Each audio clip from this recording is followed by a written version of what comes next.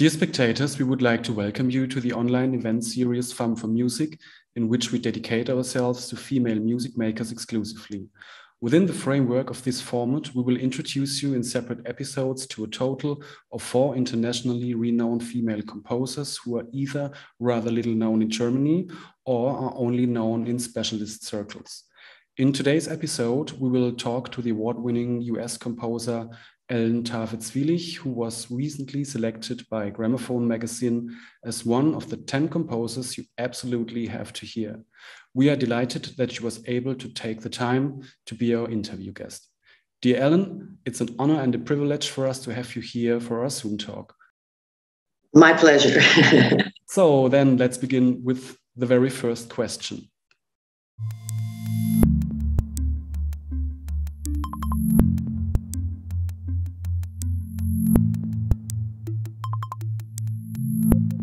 Well, when I moved to New York, I just wanted to be in the larger musical world. I had had a very nice education and all of that, but I wanted to be in the big world. And I also, I was a violinist, and I wanted to be a better one than I was. And the most important teacher I had before I moved to New York was Richard Bergen, and he had been concertmaster of the Boston Symphony for years. And he was he had been a student with Leopold Auer in the St. Petersburg Conservatory.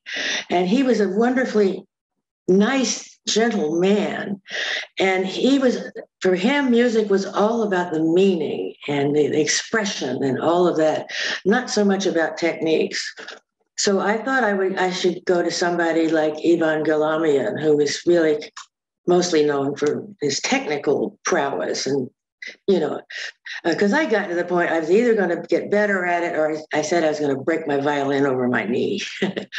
So that's one of the reasons I went to New York, but mainly to be in the sort of larger circle of music and musicians. So many of my friends particularly from early days in New York, are no longer with us, but they're still inside me. And I just really loved New York, and I felt like a sponge. I just wanted to sop up everything around me, and that really was a big help.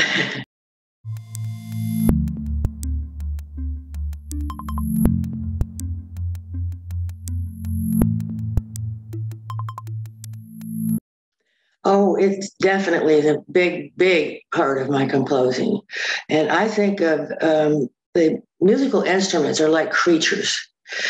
They have ways of moving. They have things they like to do, the things they don't like to do. They have some, as they get higher in range, it gets stronger. Some, as they get lower in range, get stronger. I mean, it's a never-ending evolution in my opinion, and I'm always learning about instruments, and I've had a lot of professional experience and a lot of performances and all of that. And I'm still always learning something, because there's so much to know, and you never quite master it. It's like I think of what I do as a composer, it's like a voyage. It's not like you learn how to do something and then you do it and then you repeat it. Is a kind of an exploration. And I love the musicians, and I love the instruments, and it sort of really excites me as a composer. And I feel them. When I write, I do a lot of writing for orchestra. I always write on absolutely full score, even when I was hand copying, because I want to feel them in my face. They're right there. And what can I say? I'm very passionate about writing for orchestra.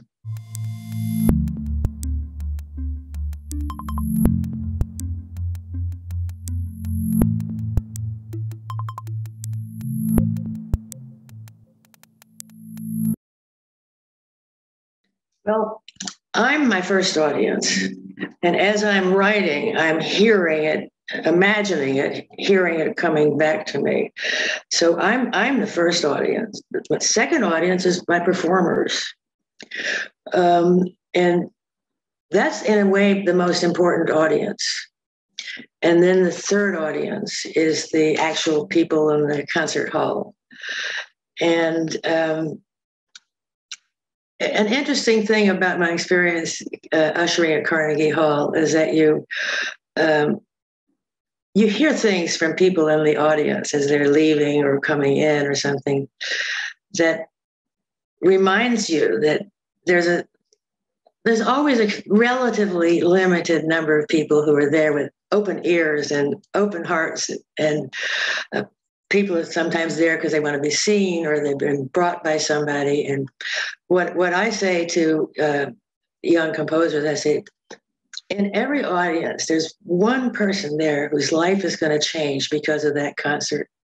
And that's who we write for, we play for, you know, all of that, you know, for the people that really can make a difference too. But we don't know that. And I don't sit here in my study here thinking about the audience. I think about the performers, and I have my own reactions to what's coming back to me as I look at my score and imagine how it's going to sound.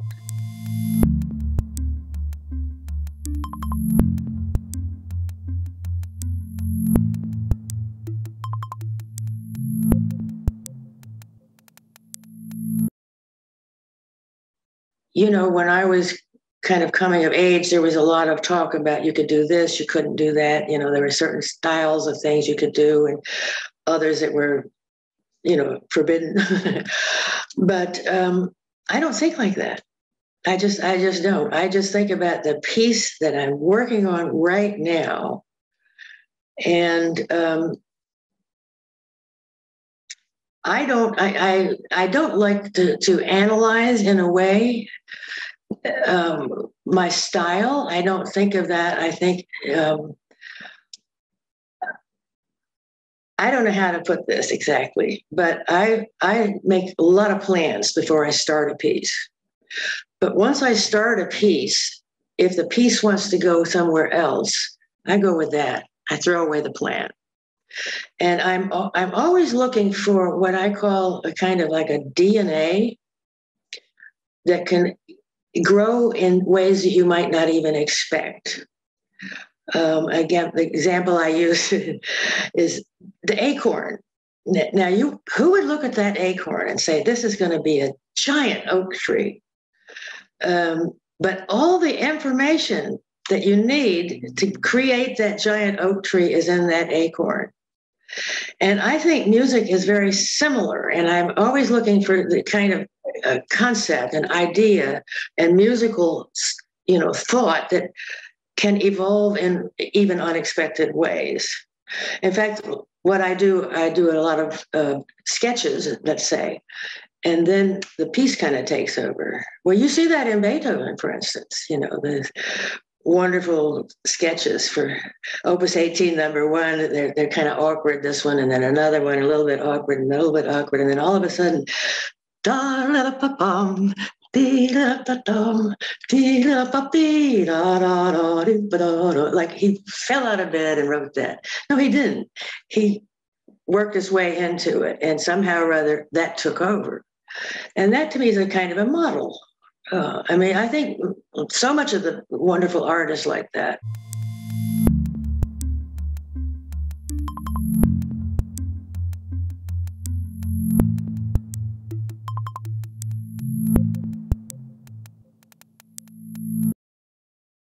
I just let things come out, and you know, for instance, sometimes there's a jazz thing that comes out in my music.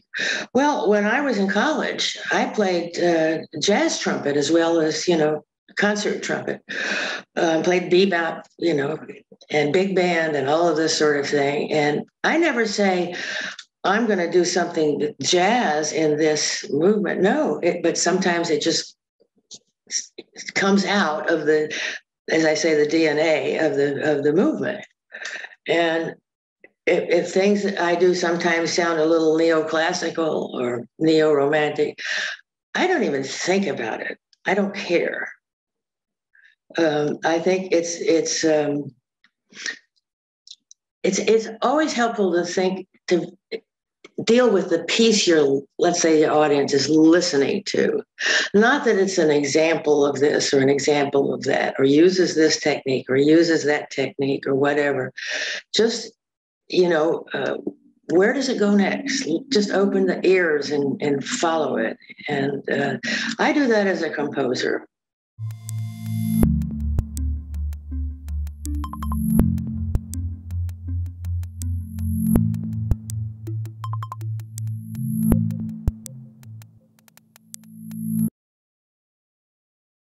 Oh, definitely. And I got in the American Symphony the year after I got to New York, and the next season, rather. And it was an amazing experience because it was not just Stokowski. It was, as you say, Karl Böhm and Ernst Ansermet and Paul Kletzky, Eugen Joachim. I mean, we had wonderful, wonderful guest conductors, and all with a different perspective and different techniques and all of that sort of thing. It was just very, very instructive. And we also had full concerts of a single composer conducted by the composer. And that ranged from Luciano Berio to Aram Khachaturian. And it was just, this was another big, big part of my experience. I don't think you can ever master the orchestra. I've heard somebody say, I know everything about the orchestra because I went to the Boston Symphony dress rehearsals when I was in college.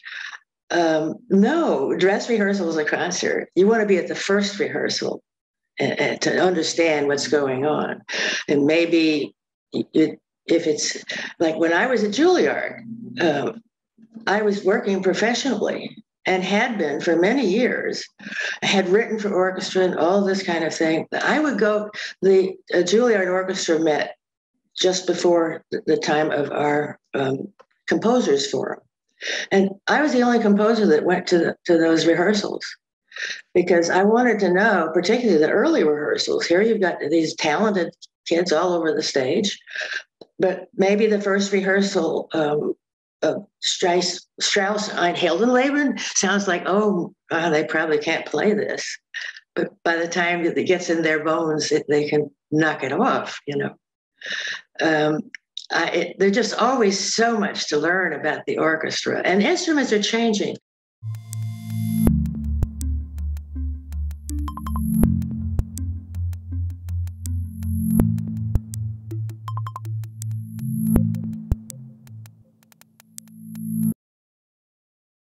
Again, I think of them as like living beings, these instruments. And when I'm writing for violin, now I'm really out of shape, but I've written a couple of pieces for violin recently. And I always have a fiddle under my chin when I'm starting work on it, just to feel it. I've locked the doors and closed the windows because I know I'm not going to make myself happy how I sound, but I just want to have the experience with it. With instruments that I don't play. And the other thing is that if it's an instrument that I either have played, like the violin and the trumpet, I don't want to be limited to my abilities and my understanding of it. I want to learn from somebody else, about it. And I have it just seems to me like I say about the bassoon that I not only don't know how you play it, I don't know why you play it. You've got the reed to make, and that is you ask any oboist or English horn or bassoonist, that's a big deal. And it's not always 100% success. I have a John Mack story on that, by the way. But, and it's made of wood. And it's like the fiddle, it's like it's Goldilocks. It doesn't like things too warm or too cold or too damp or too dry, you know, and it's got cork in it and all of it. I mean, it's really a very difficult instrument, but when somebody is wonderful as a performer with it, I love it. And I did so much preparation about the instrument. I was writing it for Nancy Garris, a principal in Pittsburgh, wonderful player. And she spent a lot of time with me, telling me about it and giving me examples of things that she thinks work and things that don't work and all of this kind of thing. And one of the things I do if I'm writing for an instrument I don't know, I mean, I don't play. I know them, but I don't play them. I always check out the etudes that they study, you know, just really kind of get into their bones, so to speak. And I did so much working on for the bassoon concerto that one day I woke up and I said, if I open my mouth, a bassoon sound is going to come out. So I said, I'm good to go.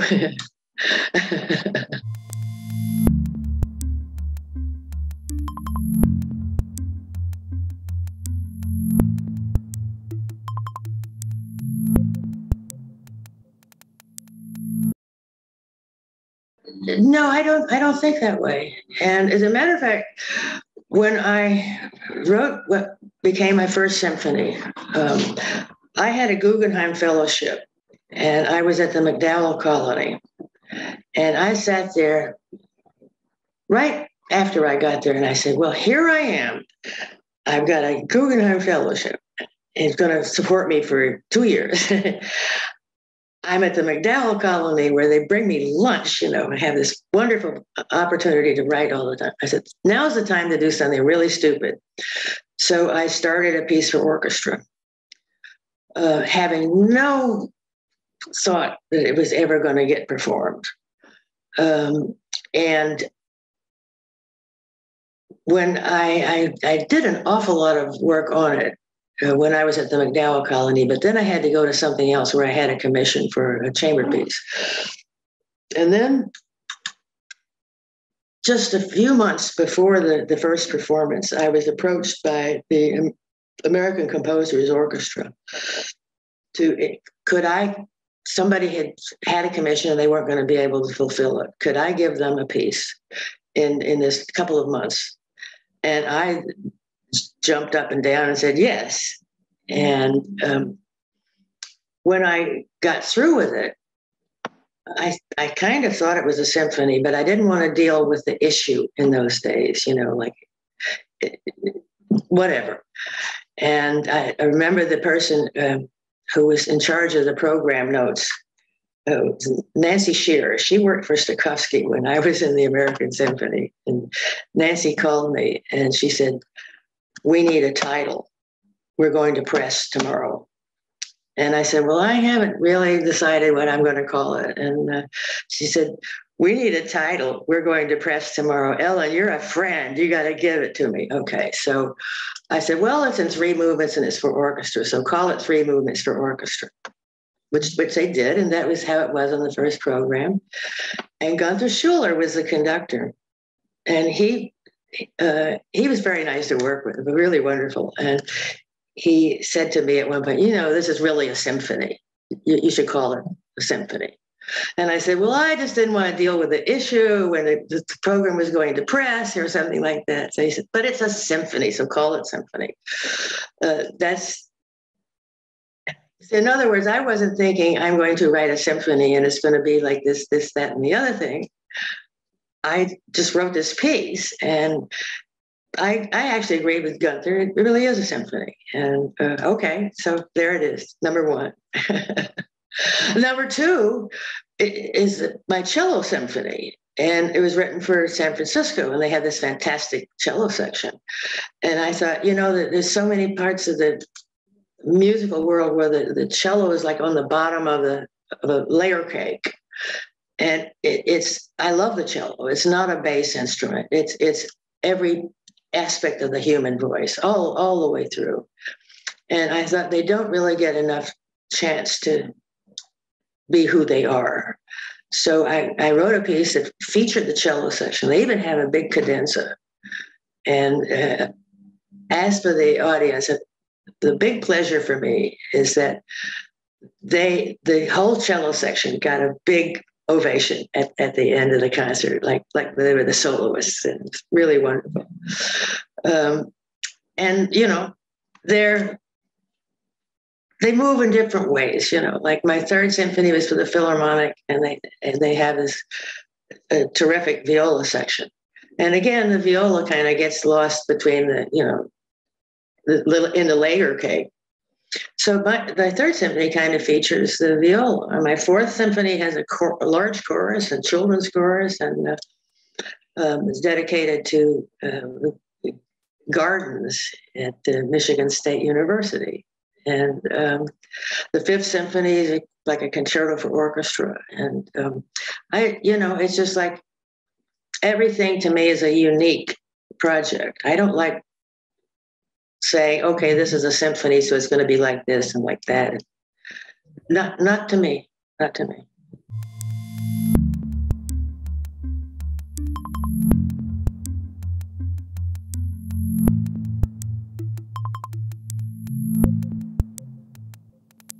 Yeah, I'll never forget. And, Boulez would sometimes sound very authoritarian, we got to burn the past, and you can't do this, and you can't write octaves or whatever. Sometimes he would sound like part of a school that was a little bit authoritarian and had a lot of rules. But he was just really very nice to work with, and he listened to me and I listened to him, and we had a very nice relationship and a very fine performance. And that's why I dedicated it to him, because it just, he went with my music, which was not like what he was known for and represented as. And it was a very, very nice experience and a beautiful performance.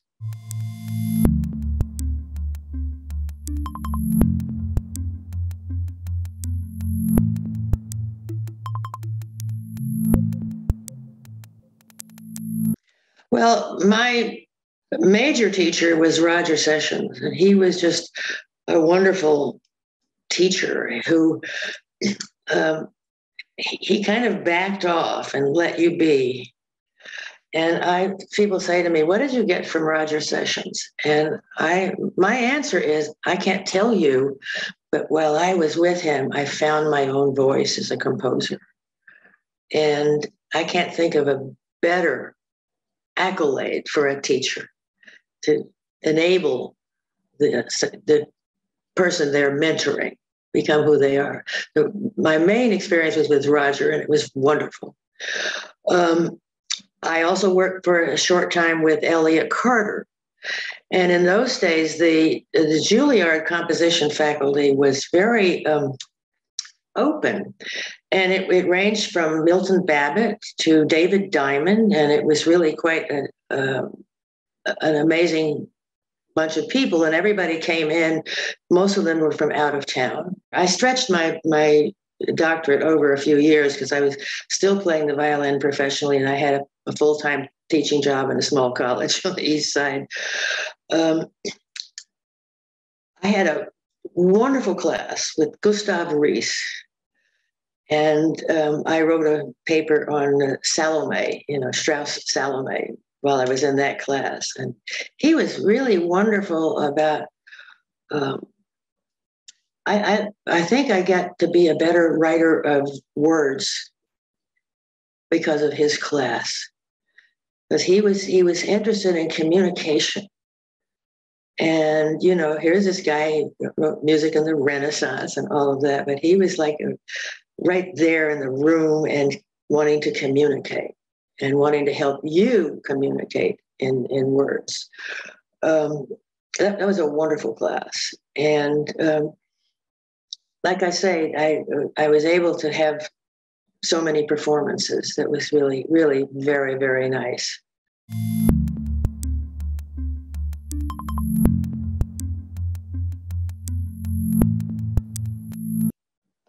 Not too many. But I had a bizarre life, basically, you know. And when I was in high school, this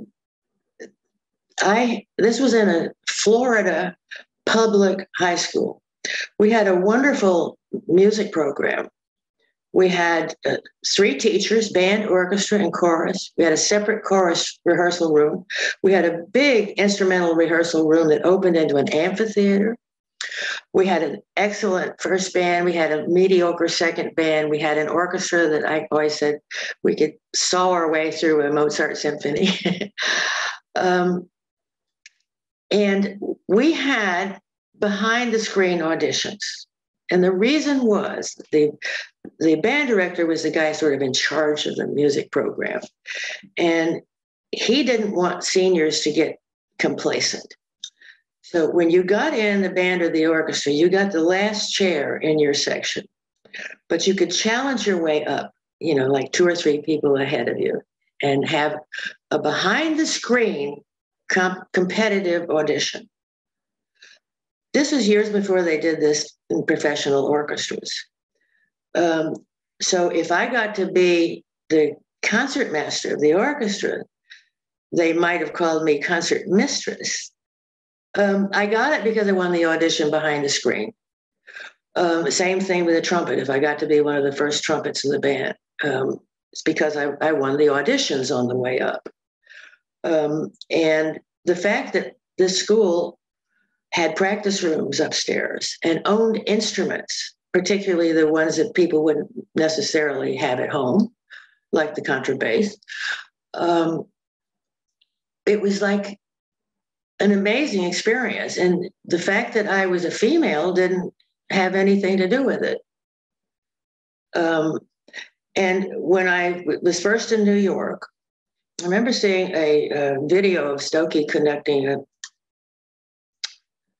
2 or 3 years before I was in the orchestra, a European orchestra. And when he looked exactly the way he did when I worked for him. And I just, you know, but when the camera panned the orchestra, it was like 99.9% white European males, which was what things were. Now, Stokey opened the door. And there were women in the American Symphony at that time. There were Black people in the American Symphony. There were Asians, which was totally unusual in those days. Now, I mean, you look at a string section in a major orchestra, a lot of Asians. In the competition that just ended, you know, string competition, violin competition. Asians, you know, are right up there, you know, but they couldn't perform before that. Erica Marini couldn't go to the Vienna Conservatory because she was a girl, and she was a wonderful violinist. I got to hear her, you know, in later days when she was in New York. Well, what I'm saying is that I did not encounter any sexism in my high school. It seemed perfectly normal. And when I was a senior, I was the, you know, concertmaster and one of the first trumpets. The first trombone was a girl. Nobody said, "Oh, that's so strange." No, it was just she won the audition.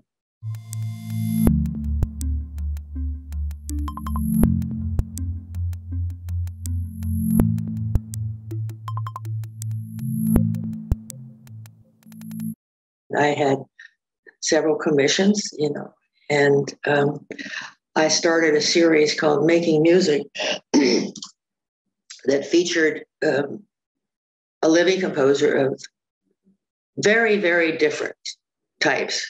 And I was able to do at Carnegie, instead of having like a Piero ensemble for all of them, but them to have an ensemble that did their music right. It was not a cheap thing. It was well funded. And what we did, we had each concert featured a particular composer who also brought other composers' music that was important to him or her. and we had conversations. And we had, it was a wonderful series, and we went all over the map, you know, and Steve Reich to Pauline Oliveros, you know, Alan Lucier to Milton Babbitt. I mean, it was really I wanted to go all over the map. And then we did special things for young composers and special programs and things like that. And one of the things, when I first got there, everything in the big concert world moves rather slowly because plans are made years in advance. So there were certain things that weren't going to be able to get done that first year that I would be there. And I said, well, how about, do you have a history of first performances at Carnegie Hall? And I said, yes, they had done that, and the archivist got it to me. And I'm looking there, and you think, oh my God, wouldn't you like to interview Tchaikovsky and Dvorak and on and on and on. And I get into the 1930s, and I see the name of somebody who's a friend of mine, Morton Gould. And then as you go on, more and more people that are still around.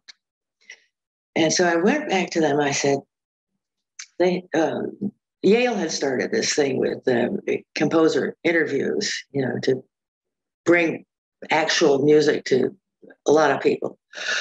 And I said, why don't we do a series of interviews with composers who've had a first performance at Carnegie Hall, starting in the 30s. And they said, great idea, let's do a video. Well, it ended up, we ended up with a series of videos that the Library of Congress now has in Washington. And I did Morton Gould, David Diamond, Lucas Foss, Ned Rorem, Gunther Schuller, Elliott Carter, Pierre Boulez, and then somebody in the staff interviewed me. And the core of the talks were the Carnegie Hall, the programs, photos, and press around the premiere, and performances at Carnegie Hall. That was kind of like the armature of the sculpture, so to speak.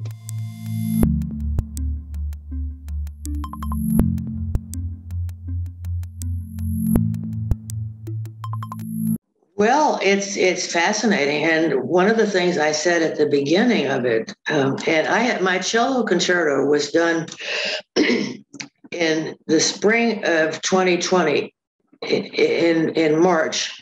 If it had been scheduled a week later, it would never have been performed at that. It would not have been performed. So, you know, everything just sort of like whoop came to a crashing halt when this whole thing started off. One of the things I thought right at the beginning, I said, you know, this is a time for reflection. What's most important? What's least important, and so on. And that very much was a help to me.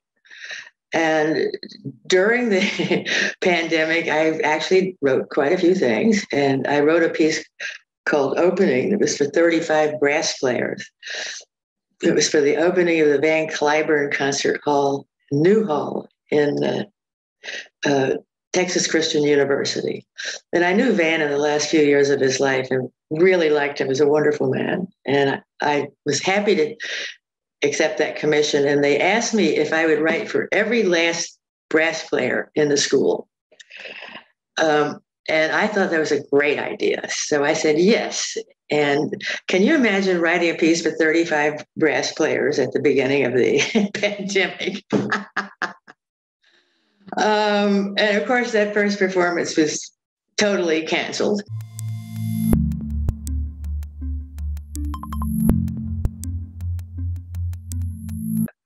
Absolutely. I mean, I wrote a piece remembering Ruth Bader Ginsburg that the Dallas Symphony performed with Denise Graves.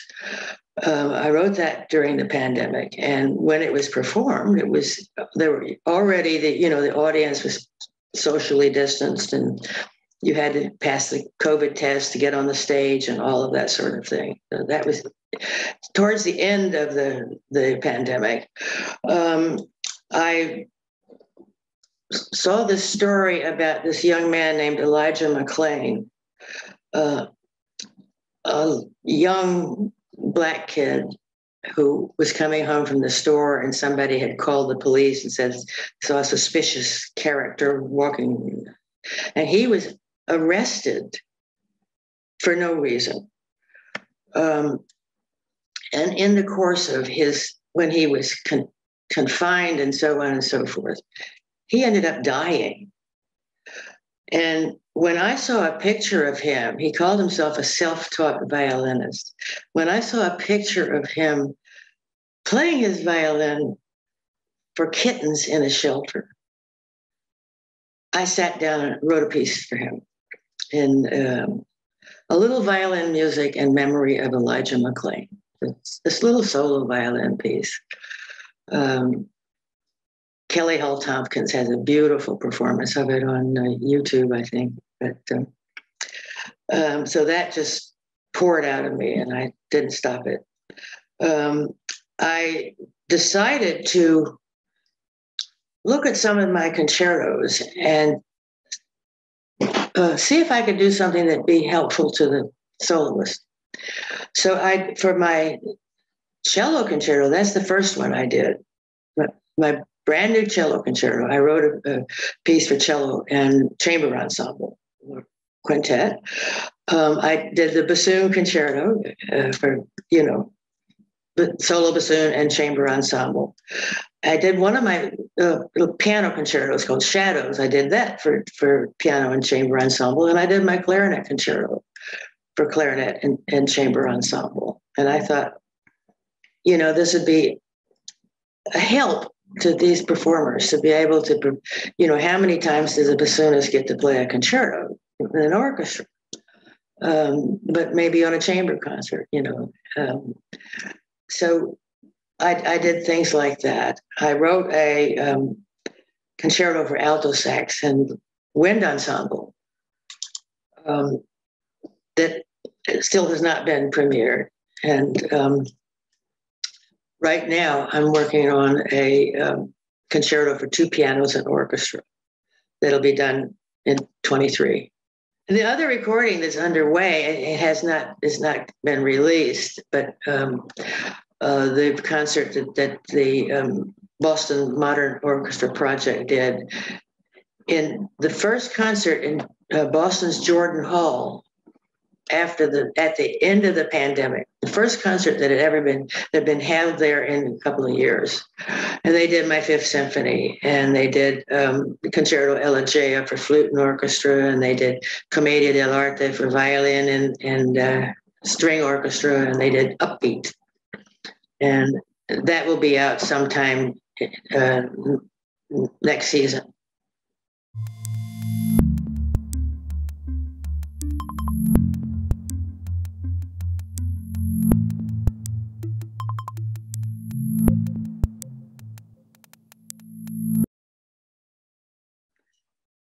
No, I haven't had a commission from a European orchestra, but the piece Cymbalon, that was first done in the Soviet Union. The very first performance was in, at that time, Leningrad, and the second was in Moscow, and then the third was in New York. And that was quite an interesting experience for me. And speaking of titles, but like the First Symphony, I usually write a piece and then I think, what am I going to call it? And I was with a friend who happened to be a classicist, and I told him I'd finished this piece, and I felt that there's such a kinship with the rest of the world and Russian music and art. It's just such a vivid part of their history and into the almost present. And yet here we are in this Cold War and all of that. And So he said, there's an ancient custom, it's called symbolon. And it's like you take a coin and you cut it in two, and you keep one half and you give the other half to the person that you want to have some kind of relationship with. And I thought, isn't that interesting? Because here we are in this Cold War, and I wanted to have like a coin goes to them and the other half comes to us. So that's where that word came from. But no, I haven't had, I've had some performances in Europe, but I really haven't had any kind of relationship with a European orchestra, much less a commission. I feel very, very lucky to be able to spend my life as a composer. My main focus is as a composer. I do other things, but that's my main focus, and it's a passion. It involves every aspect of our humanity, and I feel very, very fortunate to be able to do this.